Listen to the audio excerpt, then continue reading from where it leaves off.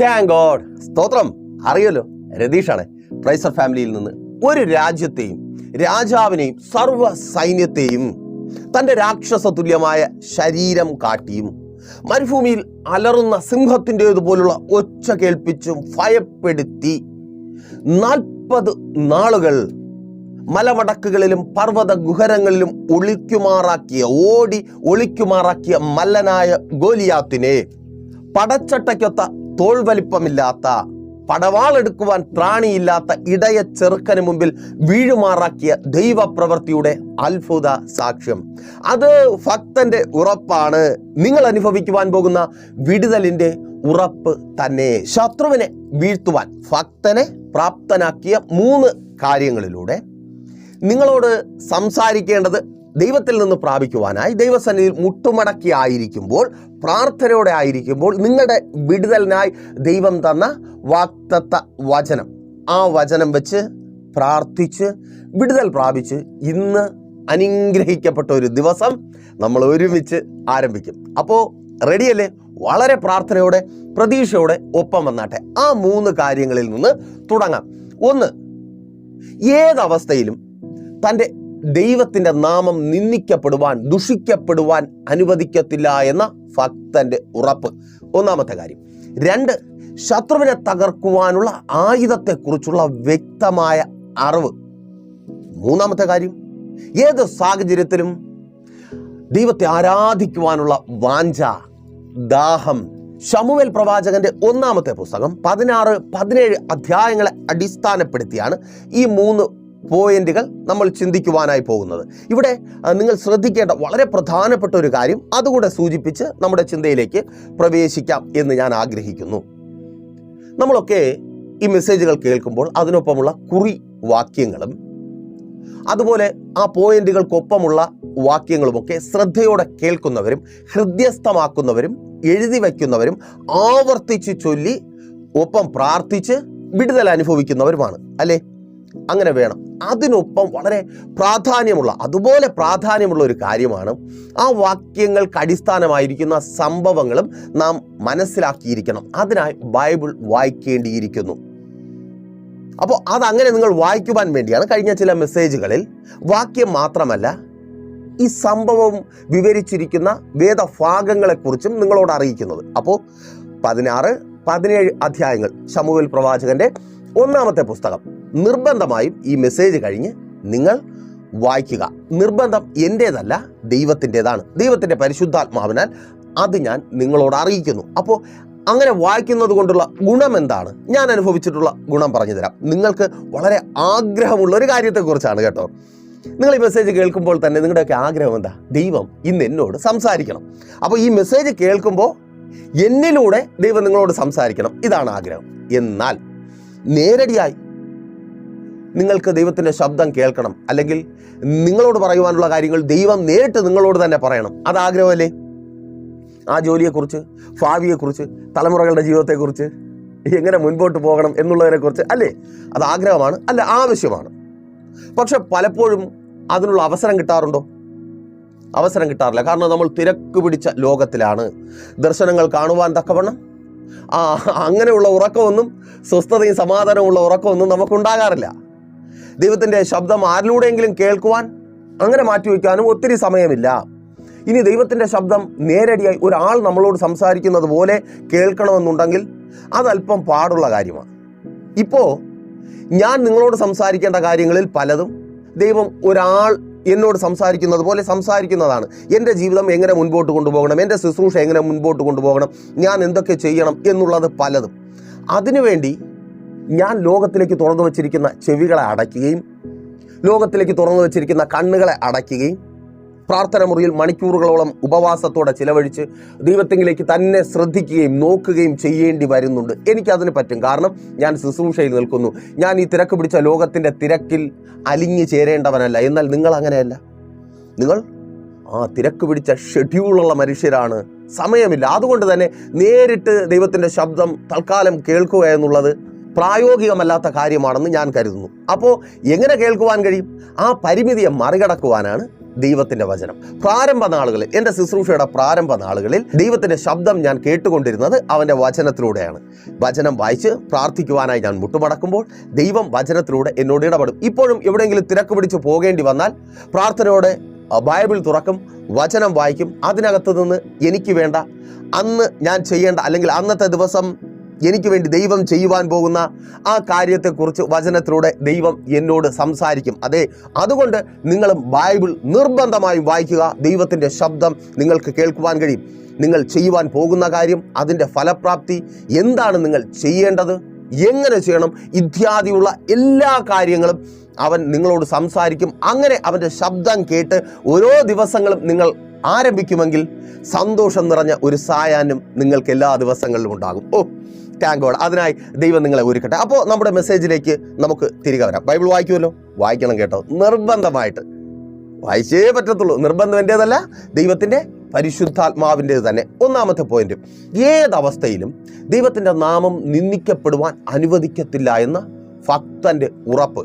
ശമൂവേൽ പ്രവാചകന്റെ 1-ാമത്തെ പുസ്തകം 17-ാം അധ്യായം 45-ാമത്തെ വാക്യത്തിന്റെ അവസാന ഭാഗം. ഞാനോ നീ നിന്ദിച്ചിട്ടുള്ള ഇസ്രായേൽ നിരകളുടെ ദൈവമായ സൈന്യങ്ങളുടെ യഹോവയുടെ നാമത്തിൽ. അപ്പോ ദാവീദ് ഫെലിസ്ത്യനായ ഗോലിയാത്തിനോട് യുദ്ധം ചെയ്യുവാൻ തയ്യാറാകുന്നതിന് കാരണം ദൈവത്തെ ഗോലിയാത്ത് നിന്ദിക്കുന്നു. ദൈവത്തെ നിന്ദിക്കുന്നത് ഒരു ഭക്തന് സഹിക്കുവാൻ കഴിയത്തില്ല.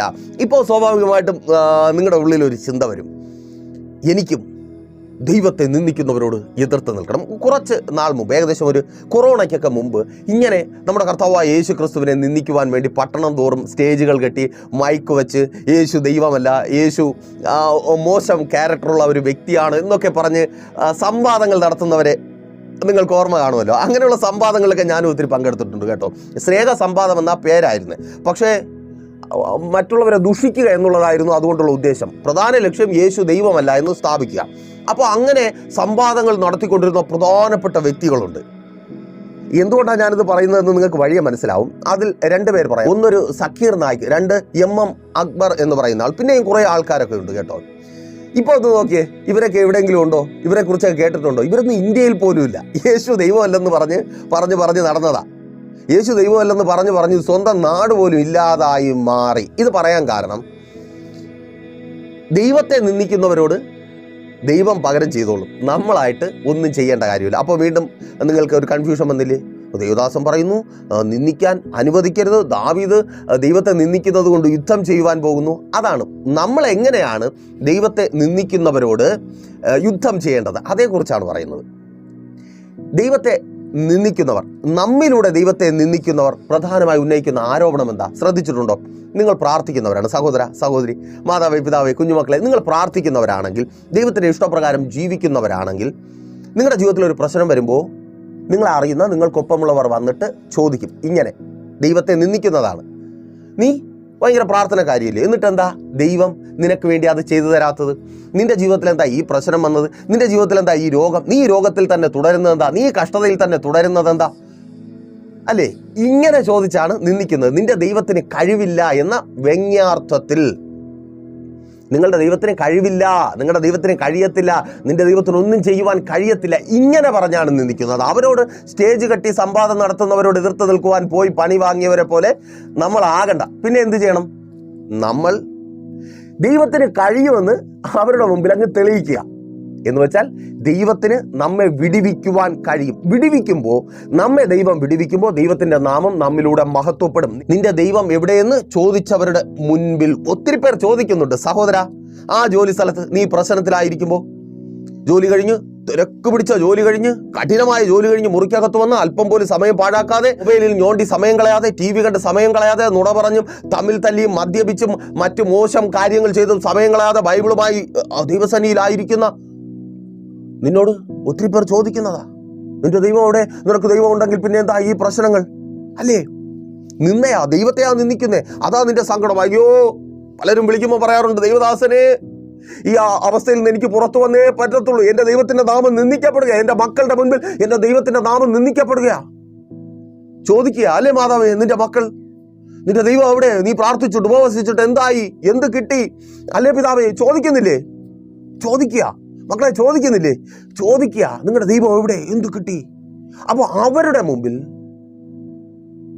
നമുക്ക് വേണ്ടത് തരുവാൻ ദൈവത്തിന് കഴിവുണ്ട് എന്ന് നമ്മൾ തെളിയിച്ചു കൊടുക്കണം. നമ്മൾ പ്രാർത്ഥിച്ച് നമ്മൾ പ്രാപിക്കണം. തിരിച്ചറിയുക, നമ്മുടെ ആവശ്യം ഏതായിരുന്നാലും അതിന് പരിഹാരം വരുത്തുവാൻ ദൈവത്തിന് കഴിയും. ശത്രു എത്ര പ്രബലനെങ്കിലും അവനെ തകർത്ത് തൻ്റെ നാമത്തെ ഉയർത്തുവാൻ കഴിവുള്ളവനാണ് നമ്മുടെ ദൈവം. ആ ദൈവത്തിലൂടെ തന്നെ ദൈവത്തിൻ്റെ നാമം മഹത്വപ്പെടുത്തുവാൻ നമുക്ക് കഴിയും. അപ്പോൾ അതിനായി വിശ്വസിക്കണം. അതിന് എന്താണ് വേണ്ടത്? വിശ്വസിക്കണം. ദാവീദിന് വിശ്വാസമുണ്ട്. എൻ്റെ ദൈവത്തിൻ്റെ നാമം നിന്ദിക്കുന്ന ഈ ശത്രുവിനെ തകർത്ത് അവൻ്റെ നാമം മഹത്വപ്പെടുത്തുവാൻ എനിക്ക് കഴിയും. അതിന് തക്കവണ്ണം എന്നെ പ്രാപ്തനാക്കുവാൻ എൻ്റെ ദൈവത്തിന് കഴിയും. വിശ്വസിക്കുന്നുണ്ടോ? ആ ജോലി സ്ഥലത്തെ പ്രശ്നത്തിന് പരിഹാരം വരുത്തി നിന്നെ നിന്ദിക്കുന്ന ശത്രുവിന് മുമ്പിൽ എൻ്റെ കർത്താവിൻ്റെ നാമത്തെ ഉയർത്തുന്നവനായി മാറുവാൻ നിനക്ക് കഴിയും. നിന്റെ ദൈവത്തിന് ഔവിധത്തിൽ ആ സാഹചര്യത്തെ മാറ്റുവാൻ കഴിയും. വിശ്വസിക്കുന്നുവെങ്കിൽ അതങ്ങനെ സംഭവിക്കുവാൻ പോകുക. ജോലി സ്ഥലത്ത് നീ അനുഭവിക്കുന്ന ആ കഷ്ടതയുടെ, കഠിനതയുടെ, കണ്ണുനീരിൻ്റെ, ഇല്ലായ്മയുടെ ആ സാഹചര്യം മാറുവാൻ പോകുക.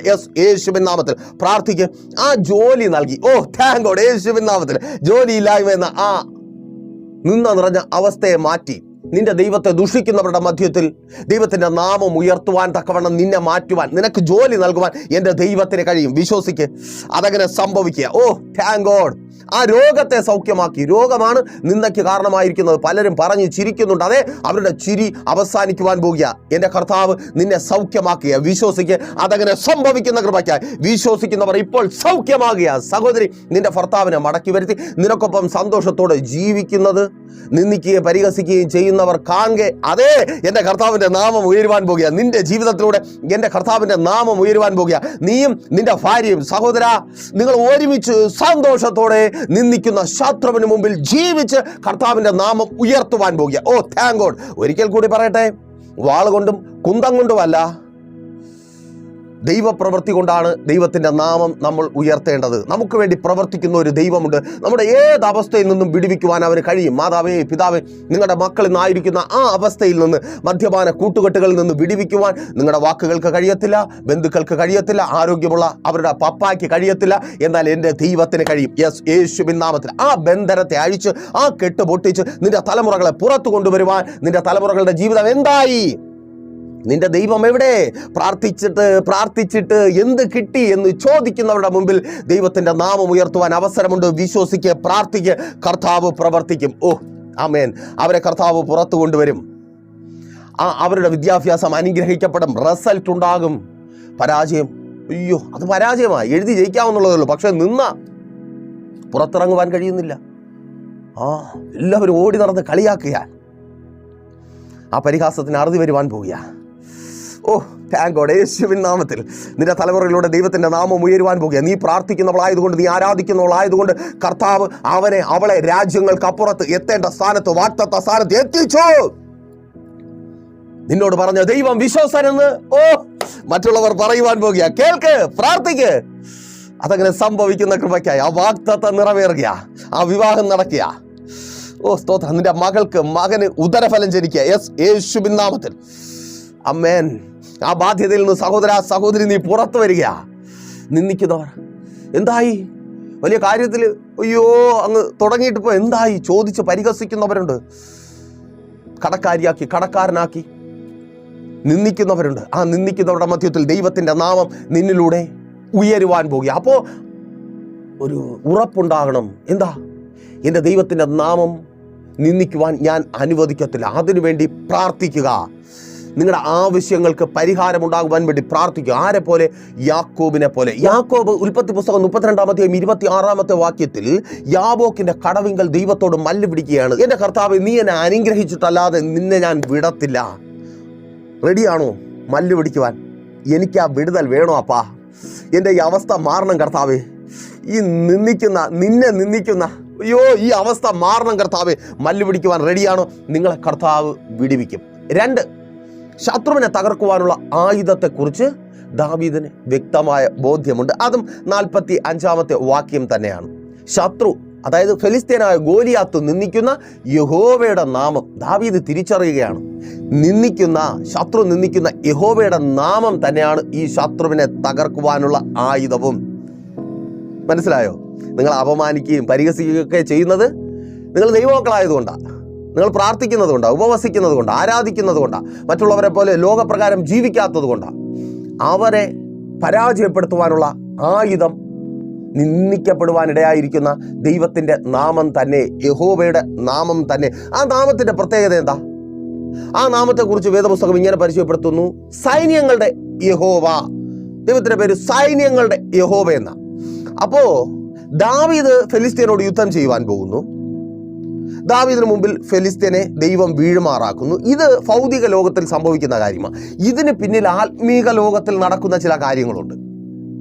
അതാണ് ഒരു വിശ്വാസി മനസ്സിലാക്കേണ്ടത്, കാണേണ്ടത്. അവിടെ എന്താ നടക്കുന്നത്? അവിടെ ഈ ഗോലിയാത്തിനെ എഴുന്നേൽപ്പിച്ച് നിർത്തിയിരിക്കുന്ന ഇസ്രായേലിനെയും രാജാവിനെയും ശൗലിനെയും സകല സൈന്യത്തെയും ഭയപ്പെടുത്തുവാൻ തക്കവണ്ണം എഴുന്നേൽപ്പിച്ച് നിർത്തിയിരിക്കുന്ന ഒരു പൈശാചിക മണ്ഡലമുണ്ട്. മനസ്സിലാവുന്നുണ്ടോ? ഒരു പൈശാചിക മണ്ഡലമുണ്ട്.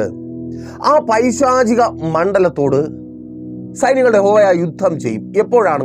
വചനം പറയുന്നു, ഭയപ്പെടേണ്ട, ഭ്രമിച്ചു നോക്കേണ്ട, നിന്റെ ദൈവമായ യഹോവയായ ഞാൻ നിന്നോട് കൂടെയുണ്ട്. ഇവിടെ ശ്രദ്ധിച്ചോളണമേ, ദാവീദിനോട് കൂടെ ദൈവമുണ്ട്. ദാവീദ് മുൻപോട്ടെങ്കിൽ ദൈവവും. മനസ്സിലാവുന്നുണ്ടോ? ദാവീദ് യുദ്ധമുഖത്തായിരിക്കുമ്പോൾ അല്ലെങ്കിൽ എവിടെയും ഭക്തനോടുകൂടെ ദൈവമുണ്ട്. ദാവീദ് മുൻപോട്ടാണെങ്കിൽ ദൈവം കൂടെ ഉള്ളതുകൊണ്ട് ദൈവവും മുമ്പോട്ട്. ദാവീദ് പിൻപിലോട്ടാണെങ്കിൽ ദൈവം കൂടെ ഉള്ളതുകൊണ്ട് ദൈവവും പിൻപിലോട്ട്. ശൗലിൻ്റെയും മറ്റ് സേനാധിപതികളുടെയും കാര്യത്തിൽ, പടയാളികളുടെയും കാര്യത്തിൽ സംഭവിച്ചത് എന്താ? ദൈവം അവരോടും കൂടെയുണ്ട്, ശൗലിനോടും കൂടെയുണ്ട്. പക്ഷേ യുദ്ധമുഖത്ത് നിന്ന് അവർ ഓടി ഒളിക്കുകയാണ്. അപ്പോൾ ദൈവവും കൂടെ പോവുക. അപ്പോൾ സൈന്യങ്ങളുടെ യഹോവ കൂടെ ഉണ്ടായിരുന്നത് കൊണ്ട് കാര്യമുണ്ടോ? യുദ്ധം ചെയ്താലല്ലേ ജയം ഉണ്ടാവും. അപ്പോൾ ദാവീദ് എന്ത് ചെയ്യുന്നു? മുമ്പോട്ട് പോകുന്നു. ദാവീദ് മുമ്പോട്ട് പോകുമ്പോൾ ആ സ്പിരിച്വൽ വേൾഡിൽ സൈന്യങ്ങളുടെ യഹോവയായ ദൈവം തൻ്റെ സർവ്വ സൈന്യവുമായി ഫെലിസ്ത്യനെ ഇസ്രായേലിന് ഭയപ്പെടുവാൻ തക്കവണ്ണം ശക്തനാക്കി മാറ്റിയ ആ അന്ധകാര മണ്ഡലത്തോട് യുദ്ധം ചെയ്യുക.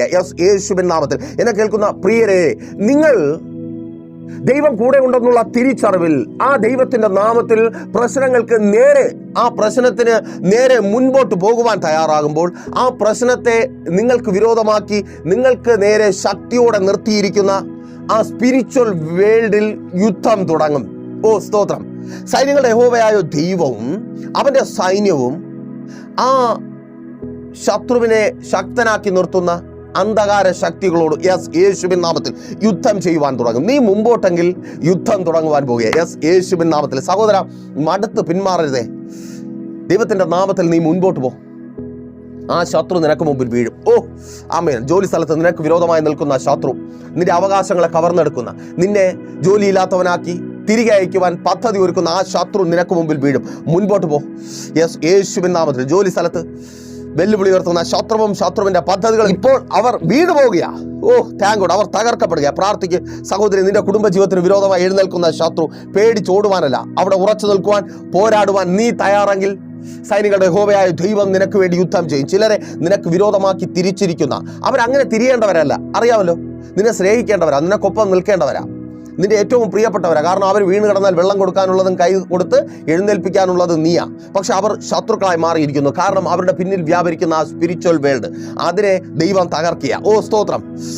പ്രാർത്ഥിക്കുക. ആ ദൈവപ്രവൃത്തി വെളിപ്പെടുക. അതങ്ങനെ സംഭവിക്കുന്ന കൃപയ്ക്കായി. ഓ ശത്രുവും ശത്രുവിന്റെ പദ്ധതികളും പിന്നിൽ വ്യാപരിക്കുന്ന പൈശാചിക മണ്ഡലവും തകർക്കപ്പെടുക. മാതാവേ പിതാവേ പ്രാർത്ഥിക്കുക. നിന്റെ തലമുറകൾക്ക് വിരോധമായി ചില വ്യക്തികൾ എഴുന്നേൽക്കുമ്പോൾ ചിന്തിച്ചു പോകാറുണ്ടോ? അയ്യോ, ഇവരൊക്കെ ആണോ ശത്രുതയോടെ ഉപദ്രവിക്കുവാനായിട്ട് നിൽക്കുന്നത്? അവരുടെ പിന്നിൽ വ്യാപരിക്കുന്ന പൈശാചിക മണ്ഡലം. ആ പൈശാചിക മണ്ഡലത്തോട് നീ മുൻപോട്ടാണെങ്കിൽ ദൈവം യുദ്ധം ചെയ്യും. തലമുറയുടെ മേൽ വെളിപ്പെട്ട് വ്യാപരിക്കുന്ന സകല വെല്ലുവിളികളും, ആഭിചാര കെട്ടുകൾ, മന്ത്രവാദങ്ങൾ, വെളിശാപങ്ങൾ, നേർച്ച കാഴ്ചകളും ഇപ്പോൾ വിട്ടുപോവുകയാണ്. ആ രോഗം സൗഖ്യമാകുക. നീ മുമ്പോട്ടെങ്കിൽ തളർന്ന് മടുത്ത് പിന്മാറാതെ ഓടി ഒളിക്കാതെ നീ മുൻപോട്ടെങ്കിൽ ശരീരത്തിനകത്ത് സൗഖ്യം വ്യാപരിക്കുക. ഇപ്പോൾ യേശുവിൻ നാമത്തിൽ വിശ്വസിക്കുന്നവർ ഏറ്റെടുത്ത് പ്രാർത്ഥിക്കുക.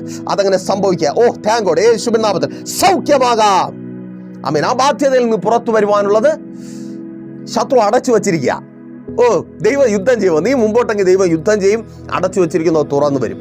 നിനക്ക് ലഭിക്കേണ്ട നന്മ, ബാധ്യതയിൽ നിന്ന് പുറത്തു വരുവാൻ തക്കവണ്ണം നിനക്ക് ലഭിക്കേണ്ട ആ നന്മ നിന്റെ കരങ്ങളിൽ ലഭിക്കും. അപ്പോൾ ദൈവത്തിന്റെ നാമം, യഹോവയുടെ നാമം, അത് ജയം നൽകുന്ന നാമമാണ്. അത് ജയം നൽകുന്ന നാമമാണ്. ആ നാമവുമായി യുദ്ധം ചെയ്യുവാൻ ഇറങ്ങുക. അതാണ് ആയുധം. ദൈവത്തിൻ്റെ നാമമാണ് ഭക്തൻ്റെ ആയുധം. ഒന്നുകൂടെ പറയട്ടെ, ദൈവത്തിൻ്റെ നാമം ആയുധമായി എടുക്കുന്ന നിങ്ങളുടെ നാവ് ലോകത്തിൻ്റെ നാമങ്ങൾ ആയുധമായി എടുക്കുവാൻ ഉപയോഗിക്കരുത്. ഒരു ഉറവിൽ നിന്ന് മധുരമുള്ള വെള്ളവും കയ്പുള്ള വെള്ളവും വരത്തില്ല. യാക്കോബ് അപ്പോസ്തലൻ്റെ വാക്കുകളാണ്, ശ്രദ്ധിച്ചോളണമേ.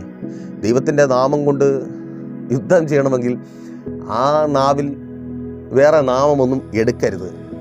ആ മോശം വേർഡ്സ് വേണ്ട, ആ മോശം സംസാരം വേണ്ട, ആ മോശം മറ്റുള്ളവരെ വേദനിപ്പിക്കുന്ന ആ ജോക്സ് വേണ്ട. റെഡിയാണോ? അടുത്ത്, ഏതവസ്ഥയിലും ദൈവത്തെ ആരാധിക്കുവാനുള്ള ഭക്തൻ്റെ മനസ്സ്. നോക്കൂ, ഭക്തനായ ദാവീദിൻ്റെ ജീവിതം ഒരു വിധത്തിൽ പറഞ്ഞാൽ വളരെ വേദനിപ്പിക്കുന്ന ഒരു ജീവിതമാണ്. കാരണം 8 മക്കളുള്ള ഇശായിയുടെ 8ാമനായ മകൻ. സഹോദരന്മാരൊക്കെ വലിയ നിലയിലാണ്. ആ മക്കളെക്കുറിച്ച് വലിയ പ്രതീക്ഷകളൊക്കെ അപ്പനുണ്ട്. അതെങ്ങനെ എനിക്ക് മനസ്സിലായെന്ന് ചോദിച്ചാൽ, ശമൂവേൽ ദൈവത്തിൻ്റെ ആലോചന പ്രകാരം ഇശായിയുടെ തലമുറയിൽ ഇളയ മകനായ ദാവീദിനെ അഭിഷേകം ചെയ്യാൻ പോകുമ്പോൾ അപ്പന് ദാവീദിനെ കുറിച്ച് വലിയ ഓർമ്മ പോലുമില്ല. അവൻ കാട്ടിലെവിടെയുണ്ട്. എല്ലാവരെയും വിളിച്ചു തീർന്ന് നിവർത്തിയില്ലാതെ വീണ്ടും വീണ്ടും ചോദിച്ചത് കൊണ്ട് വിളിച്ചു വരുത്തുക. അങ്ങനെ അവഗണിക്കപ്പെട്ട അന്നത്തെ തൊഴിലിൽ ഏറ്റവും താഴേക്കിടയിലുള്ള ജോലി, എല്ലാവരും ചെയ്യുന്ന ജോലി ആടുമേയ്ക്കൽ. അത് ചെയ്യുന്ന മൂത്തവരൊക്കെ ശൗലിന്റെ സൈന്യത്തിലെ സേനാധിപന്മാരാ. എന്താ ചെയ്തുകൊണ്ടിരിക്കുന്നത്? യുദ്ധമല്ല, ഓടി ഒളിച്ചുകൊണ്ടിരിക്കുക. ആമേൻ, ഓടി ഒളിച്ചുകൊണ്ടിരിക്കുക. പേരൊക്കെ വലിയ പേരാ. പലരെയും നിങ്ങൾ അസൂയോടെ നോക്കുന്നു, അവരൊക്കെ എന്തോ വലിയ സംഭവമാണെന്ന്. പ്രിയരെ, ഓടി ഒളിക്കുക. ആമേൻ. ഇന്നത്തെ സാഹചര്യം വെച്ചിട്ട് വിലയിരുത്തരുതേ. പലരും പേരും പെരുമയൊക്കെ ഉണ്ടെന്നേ ഉള്ളൂ, ഓടി ഒളിച്ച് പതുങ്ങിയിരിക്കുക. അപ്പോൾ നോക്കിയേ, ദാവീദ് അങ്ങനെ ആടുകളെ മേയിച്ചായിരിക്കുക. അവിടെ ഇരുന്ന് വേണമെങ്കിൽ ദാവീദിന് എന്നെ കേൾക്കുന്ന നിങ്ങളിൽ പലരെയും പോലെ ദൈവത്തോട് പെറുവിറുത്ത്, കർത്താവേ നീ എന്നെ മാനിച്ചില്ല, എൻ്റെ സഹോദരന്മാരൊക്കെ എൻ്റെ കുടുംബത്തിലുള്ളവരൊക്കെ അവിടെ എത്തി, അവർ ഇന്ന രാജ്യത്താണ്, അവർക്ക് ഇന്ന ജോലിയുണ്ട്, അവരിങ്ങനെ ജീവിക്കുന്നു എന്നൊക്കെ പറഞ്ഞ് പഴിയും പറഞ്ഞ് പരാതിയും പറഞ്ഞ് പരിഹസിച്ച് ഇരുന്നില്ല. പിന്നെയോ അവൻ അവിടെ കാനന മധ്യത്തിൽ ദൈവത്തെ പാടുവാനും ആരാധിക്കുവാനും തുടങ്ങി. നിങ്ങളുടെ സാഹചര്യം ഏത് തന്നെ ആയിക്കൊള്ളട്ടെ, അവിടെ ദൈവത്തെ ആരാധിക്കുവാനുള്ള ഒരു മനസ്സുണ്ടാകണം. ഏതവസ്ഥയിലും ദൈവത്തെ ആരാധിക്കുവാൻ റെഡിയാണോ? സാഹചര്യം നോക്കാതെ, അവസ്ഥ നോക്കാതെ ദൈവത്തെ ആരാധിക്കുവാൻ നിങ്ങൾ തയ്യാറാകുമെങ്കിൽ ആ നിങ്ങളിലൂടെ മനുഷ്യന്റെ ചിന്തയ്ക്കും ബുദ്ധിക്കും അതീതമായുള്ളത് ദൈവം ചെയ്തെടുക്കും. ആമേൻ. ദൂത സഹോദര, നിന്നിലൂടെ നിനക്കൊപ്പമുള്ളവർക്ക് ചിന്തിക്കുവാൻ കഴിയാത്തത് ദൈവം ചെയ്യും. സഹോദരി, നിന്നിലൂടെ തന്നെ, മാതാവ് പിതാവ്, നിങ്ങളുടെ മക്കളിലൂടെ, കുഞ്ഞുമക്കളെ, നിങ്ങളിലൂടെ തന്നെ നിങ്ങൾക്കൊപ്പമുള്ളവർക്ക് ചിന്തിക്കുവാൻ കഴിയാത്തത് ദൈവം ചെയ്യും. ദൈവത്തെ ആരാധിക്കുക, അവനെ മഹത്വപ്പെടുത്തുക, അവനെ സ്തുതിക്കുക. എന്ത് കണ്ടിട്ടെന്നോ? എൻ്റെ ശബ്ദം കേട്ടോണ്ടിരിക്കാൻ തക്കവണ്ണം ജീവനുണ്ടോ? അപ്പോൾ സ്തുതിക്കണ്ടേ? അപ്പോൾ പ്രാർത്ഥിക്കുവാൻ റെഡിയാണോ? ആ ആയുധം വെച്ച് തന്നെ. എന്താ? യഹോവയുടെ നാമം, ദൈവത്തിൻ്റെ നാമം, നമ്മുടെ കർത്താവായ യേശു ക്രിസ്തുവിൻ്റെ നാമം ജയം നൽകുന്ന നാമം. ഫിലിപ്പിയർക്ക് എഴുതിയ ലേഖനം 2-ാം അധ്യായം 9-ാമത്തെ വാക്യത്തിൽ പറയുന്നു, യേശുവിൻ്റെ നാമം സകല നാമത്തിനും മേലായ നാമം. ആ നാമം വെച്ച് നമ്മളിപ്പോൾ പ്രാർത്ഥിക്കുവാൻ പോവുക. അപ്പോൾ റെഡിയല്ലേ? മനസ്സിലാക്കുക, നിങ്ങളെ ഭയപ്പെടുത്തുന്ന ഏത് നാമത്തിനും മേലായ നാമം നമ്മുടെ കർത്താവായ യേശു ക്രിസ്തുവിൻ്റെ നാമമാണ്. ക്യാൻസറിലും മേലായ നാമം യേശുവിൻ്റെ നാമം, കടത്തിലും മേലായ നാമം യേശുവിൻ്റെ നാമം, പലിശക്കാരിലും മേലായ നാമം യേശുവിൻ്റെ നാമം, മദ്യപാനത്തിലും മേലായ നാമം യേശുവിൻ്റെ നാമം. ഏത് നിങ്ങളെ ഭയപ്പെടുത്തുന്ന ഏത് നാമത്തിലും മേലായ നാമം യേശുവിൻ്റെ നാമമാണ്. അപ്പോൾ ആ നാമം പറഞ്ഞ് നമ്മൾ പ്രാർത്ഥിക്കുമ്പോൾ ആ നാമം കൊണ്ട് അത് ആയുധമാണ്. ആ നാമം കൊണ്ട് നമ്മൾ പോരാടുമ്പോൾ ആ നാമത്തിൻ്റെ ശക്തിയാൽ നമ്മെ ഭയപ്പെടുത്തുന്ന നാമങ്ങൾ കീഴ്പ്പെടും. ആ രോഗമെന്ന നാമം കീഴ്പ്പെടും. അതൊരു പക്ഷേ ഇപ്പോൾ ഞാൻ ഈ പ്രാർത്ഥിക്കുന്ന സമയത്ത് നിങ്ങളുടെ മേൽ വ്യാപരിക്കുന്ന പരിശുദ്ധാത്മാവിൻ്റെ ശക്തി കൊണ്ട് നിങ്ങൾക്കത് തിരിച്ചറിയുവാൻ കഴിയും. ചിലർക്ക് ശരീരം പൊള്ളുന്നത് പോലെ, ചിലർ അതങ്ങനെ അനുഭവിക്കുന്നുണ്ട്. ചിലർക്ക് ശരീരത്തിൽ ഐസ് വീഴുന്നത് പോലെ.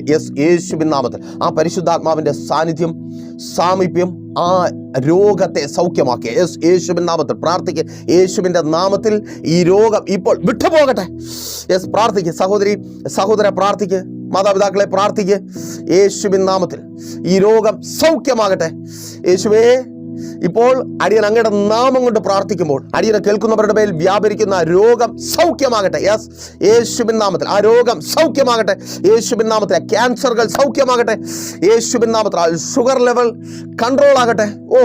ഹാർട്ട് രോഗങ്ങൾ മാറട്ടെ. യേശുവിൻ നാമത്തിൽ സൗഖ്യം വ്യാപരിക്കട്ടെ. പ്രാർത്ഥിക്ക് വിടുതൽ സംഭവിക്കുക. Thank God. ചിലർ വിടുതൽ അനുഭവിക്കുക. യേശുവിൻ നാമത്തിൽ രോഗികൾ സൗഖ്യമാകുക. യേശുവിൻ നാമത്തിൽ രോഗത്തിന്റെ ബലഹീനതകൾ വിട്ടുമാറുക. യേശുവിൻ നാമത്തിൽ ചിലർ കിടക്കയിൽ നിന്ന് എഴുന്നേൽക്കുക. ആമേൻ. പ്രാർത്ഥിക്ക്. യേശുവിൻ നാമത്തിൽ പറയ് ആ കിടക്കയിൽ കിടന്ന് പറയ്. യേശുവിൻ നാമത്തിൽ നിന്നെ കിടത്തുന്ന ആ ശത്രു തകർക്കപ്പെടുക. ആമേൻ. യേശുവിൻ നാമത്തിൽ ഇപ്പോൾ എഴുന്നേൽക്ക. ആ സ്ട്രോക്ക് വന്ന് ശരീരത്തിന്റെ ഒരു ഭാഗം തളർന്നു പോയ അതെ നിങ്ങൾ എഴുന്നേൽക്കുക. ആമേൻ. അപ്പോസ്തലൻ പത്രോസ് അപ്പോസ്തല പ്രവൃത്തിയുടെ പുസ്തകം 3-ാം അധ്യായം 6-ാമത്തെ വാക്യത്തിൽ ഇങ്ങനെ കിടക്കയിലായി പോയവനെ നോക്കിയിട്ട് പറയുക, കർത്താവ് യേശു ക്രിസ്തുവിന്റെ നാമത്തിൽ എഴുന്നേൽക്ക. യെസ്, യേശുവിൻ നാമത്തിൽ എഴുന്നേൽക്ക. വീണു പോയിടത്തു നിന്ന് കിടന്നു പോയിടത്തു നിന്ന് എഴുന്നേൽക്ക്. യേശുവിന്റെ നാമം നിന്നെ ആൾ മാറിയവനാക്കി നിനക്കൊപ്പമുള്ളവരുടെ മുമ്പിൽ നിർത്തുവാൻ പോകുക. ഇനി നീ രോഗിയല്ല. ആമേൻ. സഹോദര, ഇനി നീ ജോലിയില്ലാത്തവനല്ല. പ്രാർത്ഥിക്കുക. യേശുവിൻ നാമത്തിൽ നിനക്ക് ജോലി ഉണ്ടാകുവാൻ പോകുക. അതിന് തടസ്സമായി നിൽക്കുന്ന സകല വെല്ലുവിളികളും അഴിഞ്ഞു മാറുക. സ്തോത്രം. യേശുവിന്റെ നാമം എന്ന ആയുധത്തിന് മുൻപിൽ നിന്നെ ജോലിയില്ലാതാക്കിയ ശത്രുവിന്റെ പദ്ധതികൾ തകർക്കപ്പെടുക. ആ ശത്രു തകർക്കപ്പെടുക. വീട്ടിനകത്ത് ഒതുക്കി കൂട്ടിയ ശത്രു തകർക്കപ്പെടുക. യേശുവിൻ നാമത്തിൽ അതങ്ങനെ സംഭവിക്കുന്ന കൃപയ്ക്കായി പ്രാർത്ഥിക്കുമ്പോൾ തന്നെ യേശുവിൻ നാമത്തിൽ അപ്പാ ഞങ്ങൾ പ്രാർത്ഥിക്കുമ്പോൾ ജോലിക്ക് വിരോധമായി വാദിച്ച് വെല്ലുവിളിക്കുന്ന പോരുകൾ അഴിയട്ടെ. സ്തോത്രം. ആ കോളുകൾ വരട്ടെ. യെസ്, യേശുവിൻ നാമത്തിൽ ആ കോളുകൾ വരട്ടെ. ചില വ്യക്തികളുടെ മനസ്സ് മാറട്ടെ. എന്നെ കേൾക്കുന്ന ചിലർക്ക് വിരോധമായി, അവരുടെ ജോലി സാഹചര്യങ്ങൾക്ക് വിരോധമായി നിൽക്കുന്ന ചിലരുടെ മനസ്സ് മാറട്ടെ. യെസ്, ശത്രുവിന്റെ പദ്ധതികൾ തകർക്കപ്പെടട്ടെ. യേശുവിൻ നാമത്തിൽ ഇവർ ജോലിക്കാരായി മാറട്ടെ. യേശുവിൻ നാമത്തിൽ ഇവർക്ക് വരുമാനം ഉണ്ടാകട്ടെ. ഇവരുടെ ഇല്ലായ്മകൾ മാറട്ടെ. യെസ്, യേശുവിൻ നാമത്തിൽ ദാരിദ്ര്യം മാറട്ടെ. പ്രാർത്ഥിക്കുക സഹോദര, പ്രാർത്ഥിക്കുക. യേശുവിൻ നാമത്തിൽ അത് സംഭവിക്കുവാൻ പോകുക. മാതാവേ പിതാവേ പ്രാർത്ഥിക്കുക. യേശുവിൻ നാമത്തിൽ അടുക്കളയിലെ ദാരിദ്ര്യം മാറുവാൻ പോകുക. നിന്റെ ഇല്ലായ്മ മാറുക. ആ പേഴ്സിൽ കരം വെച്ച് പ്രാർത്ഥിക്കുക. യേശുവിൻ നാമത്തിൽ ആ ശൂന്യത മാറട്ടെ. ശത്രു ശൂന്യമാക്കിയത്. യെസ്, യേശുവിൻ നാമത്തിൽ അതങ്ങനെ സംഭവിക്കുന്ന കൃപയ്ക്കായി പ്രാർത്ഥിക്കുമ്പോൾ തന്നെ ദൈവത്തിന്റെ പരിശുദ്ധാത്മാവ് ശക്തമായി ഇടപെടുക. ചിലരുടെ ശൂന്യത മാറുക. ചില ഇല്ലായ്മകൾ മാറുക. ഇല്ലായ്മകൾ മാറുവാനുള്ള വഴികൾ തുറന്നു വരിക. സ്തോത്രം. നിങ്ങൾക്ക് ലഭിക്കേണ്ടത് നിങ്ങൾക്ക് തരേണ്ടവർക്ക് തരുവാൻ കഴിയാതെ അതിനെ തടഞ്ഞു വെക്കുന്ന ചില വെല്ലുവിളികൾ യേശുവിൻ നാമത്തിൽ അഴിഞ്ഞു മാറുക. Thank God. പ്രാർത്ഥിച്ചാട്ടെ. കുടുംബജീവിതത്തിന് വിരോധമായുള്ള വെല്ലുവിളികൾ അഴിയുക. ഡിവോഴ്സ് എന്ന നാമം, അതിന് മേലായ നാമം യേശുവിന്റെ നാമമാണ്. ആ ഡിവോഴ്സിന് ഇനി നിന്റെ ജീവിതത്തിൽ സ്ഥാനമില്ല. യേശുവിന്റെ നാമത്തിൽ ആ ഡിവോഴ്സ് ക്യാൻസൽ ആയി പോവുക. Thank God. നിന്റെ ഭർത്താവ് മടങ്ങി വരിക. യേശുവിൻ നാമത്തിൽ നിന്റെ ഭർത്താവ് മടങ്ങി വരിക. സഹോദര പ്രാർത്ഥിക്കുക. നിന്റെ ഭർത്താവ് മടങ്ങി വരിക. Thank God. യേശുവിൻ നാമത്തിൽ മാതാവേ നിന്റെ മക്കൾ ജയിച്ചു തുടങ്ങിയ യേശുവിൻ നാമത്തിൽ ആ പരാജയം അവരെ വിട്ടുമാറി പോവുക. ആമേൻ. അവർക്ക് മുമ്പിൽ രാജ്യങ്ങളുടെ വാതിലുകൾ തുറക്കുക. യേശുവിൻ നാമത്തിൽ പ്രാർത്ഥിക്കുക. യേശുവിൻ നാമത്തിൽ അതങ്ങനെ സംഭവിക്കുന്ന കൃപയ്ക്കായി. ആമേൻ. കടഭാരങ്ങൾ മാറുക, ബാധ്യതകൾ മാറുക. യേശുവിന്റെ നാമം പറഞ്ഞ് പ്രാർത്ഥിക്കുക. സ്തോത്രം. പ്രാർത്ഥിക്കയിൽ തന്നെ നിങ്ങൾ യേശുവിന്റെ നാമം പറഞ്ഞ് പ്രാർത്ഥിക്കയിൽ തന്നെ ദൈവപ്രവൃത്തി വെളിപ്പെട്ടുകൊണ്ടിരിക്കുക. ദൈവത്തിന്റെ പരിശുദ്ധാത്മാവിനാൽ ഞാനത് തിരിച്ചറിയുന്നുണ്ട്. എന്നെ കേൾക്കുന്ന ചിലരുടെ ജീവിതത്തിൽ സ്തോത്രം, അവരുടെ ആവശ്യങ്ങളുടെ മധ്യത്തിൽ ചില നാമങ്ങൾ, ഉയർന്നു നിൽക്കുന്ന ചില നാമങ്ങൾ, ഭയപ്പെടുത്തുന്ന ചില നാമങ്ങൾ, പേടിപ്പിക്കുന്ന ചില നാമങ്ങൾ ഒന്നുമില്ലാത്തതായി മാറുക. ഗോലിയാത്ത് വീണതുപോലെ ചില നാമങ്ങൾ നസറേയനായ യേശുവിൻ നാമത്തിൽ ഇപ്പോൾ വീഴുക. കടമെന്ന നാമം, തകർച്ചയെന്ന നാമം സ്തോത്രം വീണു പോകുക. ആമേൻ. അപ്പോൾ യേശുവിന്റെ നാമം പറഞ്ഞ് പ്രാർത്ഥിക്കുക. ചിലർ ആ വിടുതൽ അനുഭവിച്ചു തുടങ്ങിയിട്ടുണ്ട്. ചിലർ വേഗത്തിൽ ആ വിടുതൽ അനുഭവിക്കും. അപ്പോൾ ഈ മെസ്സേജും പ്രാർത്ഥനയും നിങ്ങൾക്ക് അനുഗ്രഹമായെന്ന് കരുതുന്നു. അനുഗ്രഹമെങ്കിൽ എന്ത് ചെയ്യും? നിങ്ങൾ അറിയുന്ന ഒത്തിരി പേരിലേക്ക് ഈ മെസ്സേജ് ഷെയർ ചെയ്യുക. അതുപോലെ തന്നെ ഒത്തിരി പേരെ ഈ പ്രോഗ്രാമിലേക്ക് കൂട്ടിവരുത്തുക. ഒരു പ്രാർത്ഥന വിഷയമായി നിങ്ങൾ വല്ലാതെ ഭാരപ്പെട്ടായിരിക്കുന്നുവെങ്കിൽ ധൈര്യമായി പ്രൈസർ ഫാമിലിയിലേക്ക് കോൺടാക്ട് ചെയ്യുക. നമുക്ക് ഒരുമിച്ച് പ്രാർത്ഥിക്കാം. കർത്താവ് നിങ്ങൾക്ക് വേണ്ടി വൻ കാര്യങ്ങളെ പ്രവർത്തിക്കും. അതെ, ഈ പ്രോഗ്രാം നിങ്ങളിലേക്ക് എത്തിച്ചേരുവാൻ കാരണമായ കുടുംബത്തെ ഓർത്ത് പ്രാർത്ഥിക്കുക. നിങ്ങൾക്കും അതുപോലെ ഈ മെസ്സേജ് അനേകരിലേക്ക് എത്തിക്കുവാനുള്ള അവസരമുണ്ട്. ഈ പ്രോഗ്രാം സ്പോൺസർ ചെയ്തുകൊണ്ട് ഇതുപോലുള്ള അനുഗ്രഹിക്കപ്പെട്ട മെസ്സേജുകൾ എല്ലാ ദിവസങ്ങളിലും നിങ്ങൾക്ക് കാണുവാനും കേൾക്കുവാനും കഴിയും. എവിടെയെന്നോ പ്രൈസർ ഫാമിലി ഗ്ലോബൽ എന്ന നമ്മുടെ യൂട്യൂബ് ചാനൽ ഞായറാഴ്ചകൾ സഭാരാധനയുടെ ലൈവ് സ്ട്രീമുമുണ്ട്. നിങ്ങൾക്കൊരു സഭാരാധന മിസ് ചെയ്യുന്നുണ്ടെങ്കിൽ ഞങ്ങൾക്കൊപ്പം ചേർന്ന് ദൈവത്തെ സ്തുതിക്കുവാനും ആരാധിക്കുവാനും മഹത്വപ്പെടുത്തുവാനുള്ള അവസരവും അതിലൂടെ കിട്ടും. അപ്പോൾ ഈ ദിവസം നിങ്ങളുടെ അനുഗ്രഹമായി തീരട്ടെ. പിതാവിൻ്റെ പുത്രന്റെ പരിശുദ്ധാത്മാവിൻ്റെ നാമത്തിൽ. അപ്പോൾ അടിയനൊപ്പമായിരിക്കുന്ന ഈ ജനത്തെ അടിയൻ അനുഗ്രഹിച്ച് പ്രാർത്ഥിക്കുന്നു. ഇതുവരുടെ അനുഗ്രഹത്തിൻ്റെ, വിടുതലിൻ്റെ, ദൈവപ്രവൃത്തിയുടെ, വാഗ്ദത്ത നിവൃത്തിയുടെ ദിവസമായി മാറട്ടെ. അങ്ങനെ സാന്നിധ്യം ഇവരോട് കൂടിയിരിക്കും. യേശുവിൻ നാമത്തിൽ തന്നെ ആമേൻ. പ്രീഷർ ഫാമിലി ഗ്ലോബൽ മിനിസ്ട്രിയുടെ വിശുദ്ധ സഭാരാധന എല്ലാ ഞായറാഴ്ചയും രാവിലെ 10 മണി മുതലും എല്ലാ വെള്ളിയാഴ്ചകളിലും ഉപവാസവും ഓൺലൈൻ മധ്യസ്ഥ പ്രാർത്ഥനയും രാവിലെ 11 മണി മുതലും ഞങ്ങൾ നിങ്ങൾക്കായി ലൈവിൽ പ്രാർത്ഥിക്കുന്നു. നിങ്ങളുടെ പ്രാർത്ഥനാ വിഷയങ്ങൾ കമന്റ് ചെയ്യുക. പ്രീഷർ ഫാമിലി ഗ്ലോബൽ എന്ന നമ്മുടെ യൂട്യൂബ് ചാനലിലൂടെ നിങ്ങൾ ലോകത്തിന്റെ ഏത് ഭാഗത്തായിരുന്നാലും ഞങ്ങൾക്കൊപ്പം ചേർന്ന് പ്രാർത്ഥിക്കുവാനും ആരാധിക്കുവാനും അവസരമുണ്ട്. നേരിട്ട് ആരാധനയിൽ പങ്കെടുക്കുവാനും വിടുതൽ പ്രാപിക്കുവാനും ആഗ്രഹിക്കുന്നവർ ഞായറാഴ്ച രാവിലെ കാർഷിക കോളേജിനടുത്ത് കാക്കാമുല ചാമ്പവിളയിലെ പ്രീഷർ ഫാമിലി വർഷിപ്പ് സെന്ററിലേക്കും ഞായറാഴ്ച വൈകുന്നേരം 3 മണിക്ക് നെയ്യാറ്റിൻകര അമരവിള താന്നിമൂട് സുമംഗലി ഓഡിറ്റോറിയത്തിന് സമീപമുള്ള MS പ്ലാസയിലേക്കും കടന്നു വരിക. നിങ്ങളുടേതായ ഒരു വിഷയത്തിന് വേണ്ടി പ്രാർത്ഥിക്കുവാനും കൗൺസിലിംഗിനുമായി സ്ക്രീനിൽ കാണുന്ന നമ്പറിൽ കോൺടാക്ട് ചെയ്യുക. നിങ്ങൾക്കും ഈ പ്രോഗ്രാം സ്പോൺസർ ചെയ്യുവാനും കർത്താവായ യേശുക്രിസ്തുവിന്റെ സുവിശേഷം അനേകരിലേക്ക് എത്തിക്കുവാനും അവസരമുണ്ട്. പ്രാർത്ഥനയോടെ വിളിക്കുക. ആമേൻ.